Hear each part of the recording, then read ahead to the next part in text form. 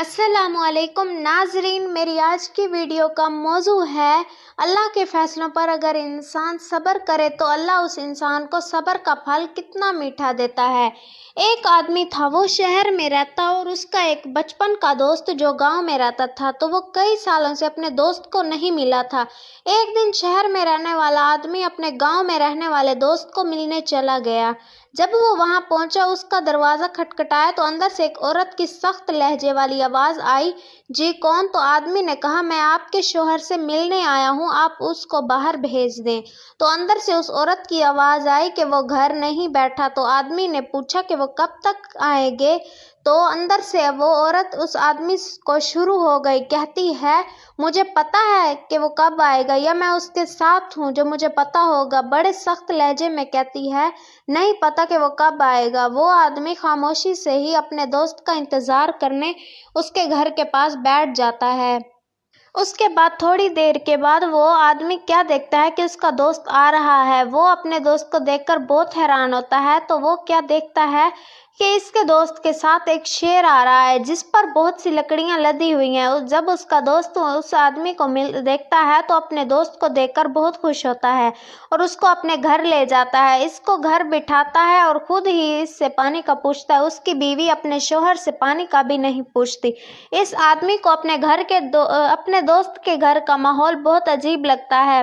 وہ اپنے دوست کو کہتا ہے کہ کچھ نہیں، بس کچھ دیر۔ دوست کے گھر بیٹھنے کے بعد وہ اپنے گھر چلا جاتا ہے۔ ایک سال بعد اسے اپنے دوست کی یاد آئی تو وہ ملنے کے لیے آ گیا۔ اس آدمی نے اپنے دوست کے دروازے پر دستک دی تو اندر سے اس کے دوست کی بیوی کی آواز آئی۔ وہ بڑے نہایت آرام سے بولی کہ کون؟ جی کون؟ وہ آدمی اپنے دوست کا پوچھتا ہے تو اندر سے جواب ملتا ہے، "وہ ابھی آ جائیں گے۔" پھر وہ آدمی دوست کا انتظار کرنے لگتا ہے۔ کچھ دیر بعد وہ کیا دیکھتا ہے کہ اس کا دوست آ رہا ہے۔ پچھلی بار لکڑیاں اس کے دوست نے شیر پر لدی ہوئی تھی، لیکن اس بار وہ اپنے سر پر اٹھا کر آ رہا ہوتا ہے۔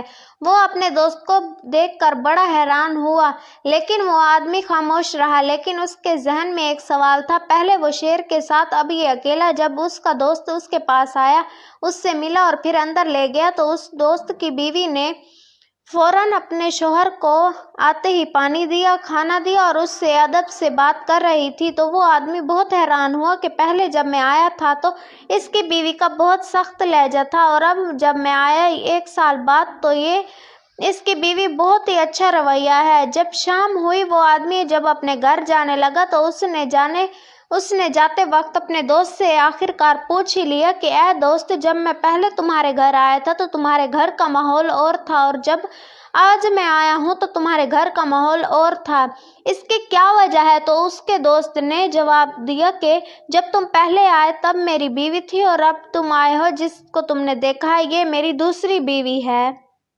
اور اس کے ماحول کی وجہ بھی ہے۔ جو پہلے والی تھی وہ تھوڑا بدمزاج، ہر وقت لڑتی رہتی تھی، لیکن میں اس پر صبر کرتا تھا، تو وہ صبر میرے اللہ کو بہت پسند تھا، اور اس صبر کے بدلے اللہ پاک نے مجھے سب کچھ عطا کیا ہوا تھا۔ وہ شیر بھی تھا اور اس وقت میرے پاس دولت بھی تھی۔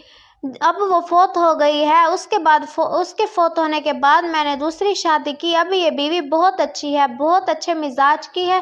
اگر انسان اللہ کے کیے گئے فیصلوں پر صبر کرے تو اللہ اس انسان کو صبر کا پھل میٹھا ضرور دیتا ہے۔